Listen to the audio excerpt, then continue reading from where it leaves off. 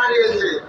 আমরা এখনো পর্যন্ত গতকালকে আমরা নারায়ণগঞ্জে আমাদের জনসভা ছিল, সেখানে আহতদের সাথে আমি বসেছিলাম। যুবক যুবক তরুণ যুবক ছেলেদের কেউ হাত নাই, কেউ পা নাই, কেউ তার চোখে দেখতে পায় না।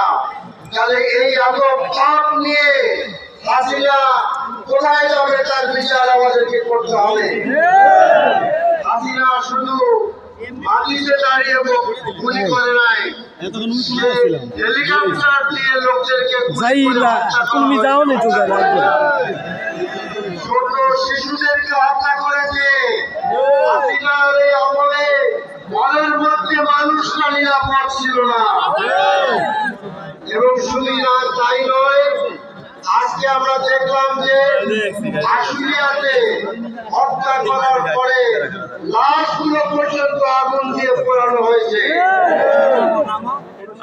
তো এরপরে আমরা দেখি যে পুলিশ লোকদেরকে কিভাবে মেরেছে।